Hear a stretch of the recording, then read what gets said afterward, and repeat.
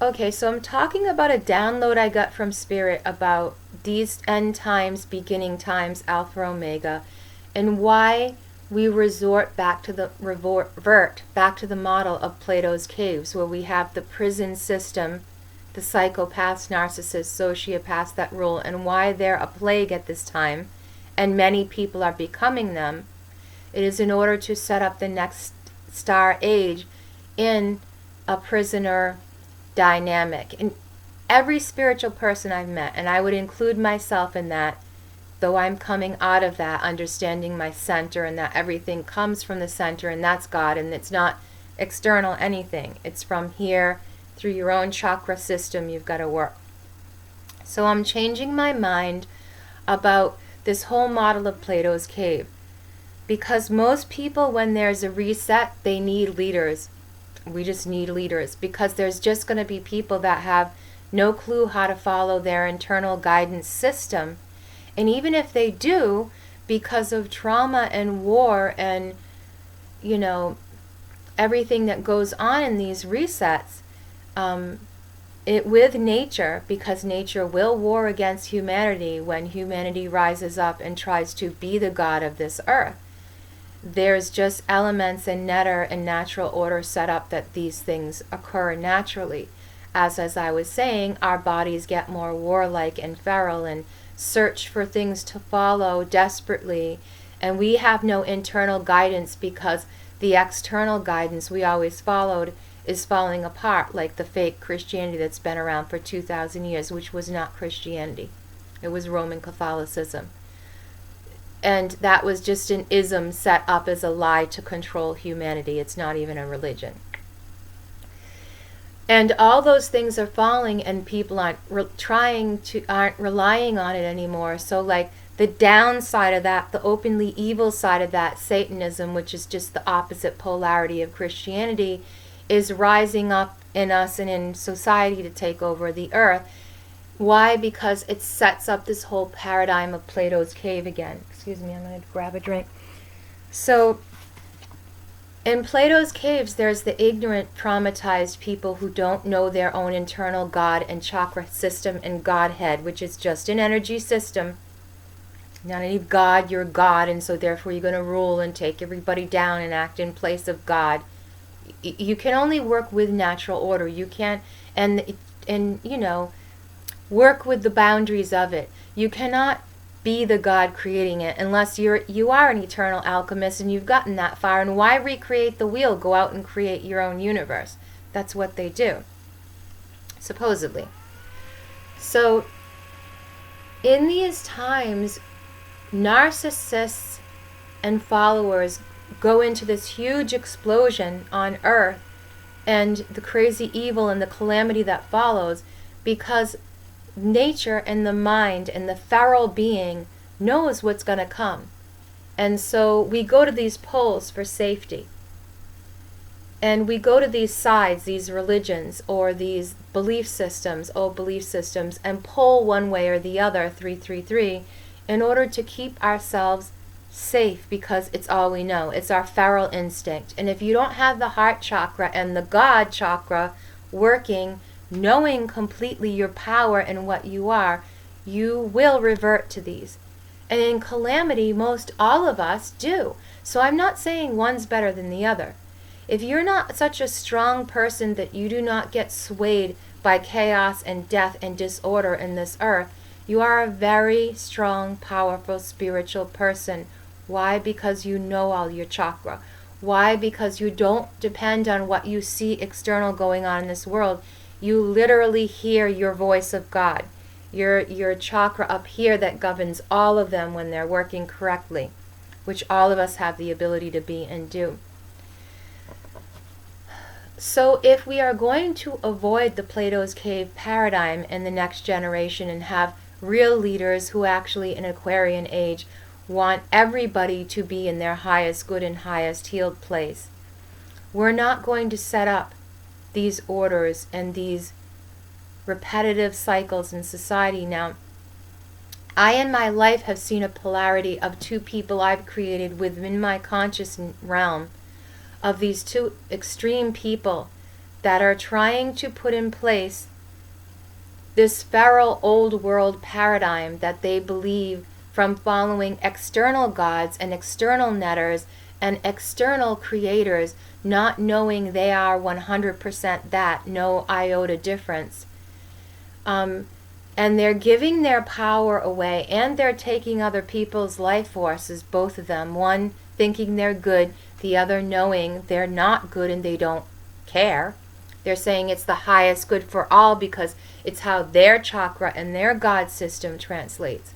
And I step back and I look at these two people and they dichotomy, and I'm like, I don't want that ruling my world. That's Plato's cave.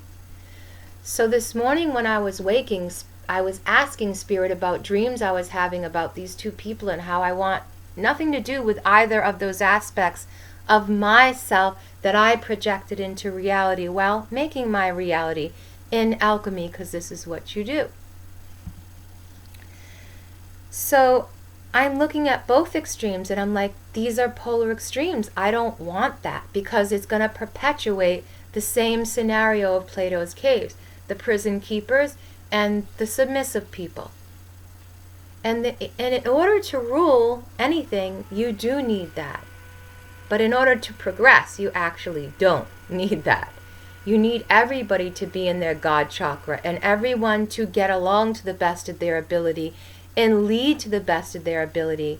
And I mentioned books which I took down another, Anastasia, which I believe those books were written and channeled from a point of someone who understands what's coming down and understands there needs to be order and is an alchemist, but understands that in this next age, everybody's going to teach. And the children are literally going to teach us and ourselves, because I've seen it in my own home. And in a home that is trying to evolve and get out of Plato's cave, the children actually do teach the adults to have the culture, because they're teaching adults what doesn't work. And children have an innocence and a love and a beauty and a purity about them. So if you actually listen to them and don't try to dominate them, they will rework the culture of the whole home to the point where the person who thinks they're the dominant is going to become, like my ex did, the Plato's cave person, and he's going to become the prison guard of the home without even knowing he's doing it, just because he's going to do this to keep order and order and order and my order and me, my. And this is the problem, because we're taught to be this feral, disgusting way here. So in the next age, that's not going to happen. Hopefully. Saturnally, psychologically, astrally, and planetarily wise, we are set up to be in a golden next age, not an evil Saturnal age. Not the end of how that game played out before we went into the next age. So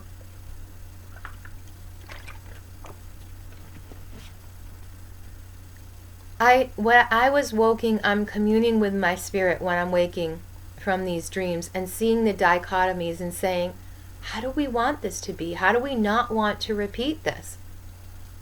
And Spirit says, well, first of all, why do you need to have rules and authority when these things come down? When utter chaos comes down and we have to rebuild, what do we rebuild upon? There has to be order. There has to be people who lead for those who are too unwell or too sick or too mentally harmed, or because of the predators who just want to dominate everything. So what do you do to reorganize the mind of God as a community? You can't be deceitful. There can't be deceit, and there can't be ulterior selfish motives, which both sides will do, whether they think they're good or they think they're bad. And I've seen it in both my friends trying to set up their communities, both my polarities of my self-projection here on earth that I brought into my realm to see my wholeness. I don't want to project what they've projected, because one is saying, oh, he's doing it the evil way and my way is the good way. But they don't really know what the heck they're doing, because they don't like people putting the same thing onto them and doing the same things to them, and then they're doing it to other people and saying, oh, well, Spirit's telling me it's this, Spirit's saying go with that, and Spirit's saying, Okay, so yeah, but the dark person, the person that's totally screwed up and wants a slave world paradigm once again, is also the same way. It comes from the lower aspect of desire. Either sexual, excuse me, I don't know if we're allowed to say that here, or domination wise. It's like this dominatrix pattern starting by wants, needs, and desires, and not being able to put them aside and seeing the actual highest good. So how pure is this chakra up here then? How pure is that? So when things fall apart, certain people will naturally lead. And so I'm asking myself, okay, so I'll go back to the farthest thing that I know, which is the Abrahamic faith and the Brahmic faith. And I'll look at them and I will say, how do I not want to do the same thing? How do I want to be a more evolved version of the mind of God? So when things are going crazy, leaders start to emerge within us, exterior to us. And if they want to say God is exterior, and God is not part of your own system, and that you can be the totality and the beauty and the wonder of that, because the human mind isn't ready for that, they cannot project that into the future logically. So, like little ignorant children, they're going to be at the level they're at, and then their offspring and children and those who follow their Godhead are going to follow in whatever way, in whatever height, in whatever type of mind they are at their point in growth. Do you get what I'm saying spiritually? So,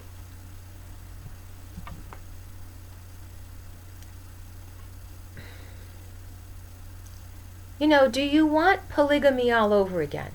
These Brahmic faiths and these Abraham and all these people having these wives and leading and whirling and crushing women? Or do you want to have women who are out of control doing the same thing to men, making them basically, you know, I do what I want and you provide for me and my kids, and you don't even get to live in the house with women, that women just run and raise the kids and men just go out and work hard because their bodies are built for that? Well, yes, that is falling back into evolution, which we can't do at this time because everybody's bodies are not built that way. So people are taking on 4D creatures and demons so that they can be super powerful, but then abdicating their mind to a past frequency, a past kingship, a past rulership that was for the past. It's a demoted time. It's fourth dimensional. It's out of the chaos and death realm. So what's it going to bring here? When you go in through these mystery schools and your lower chakra are ignited and you work with the demonic realm, either you become like them and let them rule over you and tell you what is good and bad, or you learn to put that under subjection through your own heart energy and continue to clear all your chakra until you are ruler of your own planet and your own earth and your own body, or you have no right to continue as an eternal alchemist because you didn't pass the test. So I'm not putting down that these 4D or past dead creatures or our ancestors or old gods have no reasoning here, but they're not for the next age. And why should we just upgrade them a little bit, make a lying religion out of them, and propagate them into the next, when we could teach everybody to be good, kind rulers who want to be, and those who don't. This is what the Illuminati, by the way, is all setting up their government about and thinking they're once again going to take over the earth, because they do and they always have. But now we're coming to an age where everyone's going to be the illuminated. So then what about the God chakra? What about the system over that system? Because that's all everything is here, is systems over systems and grids over grids, which it shouldn't be. It should be everyone with their toroidal field online. Everybody working for the highest and greatest good of the collective whole. So I'm asking Spirit, how do you do this? And I'm thinking, okay, so how did they do it? They made up camps, they made up gods, they made up places of worship. From Atlanteans till now. From Marduk to Jesus. And how much do we want to repeat that cycle again? Just say, oh, it's the cycle repeats here, whatever, we got to give over to it. That's not what the stars are saying. That's not what the stars are saying for this end age. It's saying you can pull this together or you can destroy it. So, why do we have order? Okay? First of all, we have order for protection in chaos. There's got to be someone who says, okay, everybody calm down and constructively let's find a way out of this mess or we're all going to die. Okay? This is where Moses came in play, and this is where Abraham came in play during a great famine. Okay? That was all over the whole earth. Before that, it was Moses coming out of Egypt, and there were the whole thing, the plagues and the reset and the, I don't want to be part of this system anymore and I'm going to go make my own. So taking the God chakra, because Moses was instructed in all the wisdom, knowledge, and understanding of Egypt. That means the netters too, and the multiple dimensions and all the things Egypt knew, Moses knew. So he was a leader, and he was chosen by God or his own spirit, his own oversoul, the Godhead, to do this. And when that happens, there's no avoiding it. It's part of your own biology. It just comes online or it doesn't.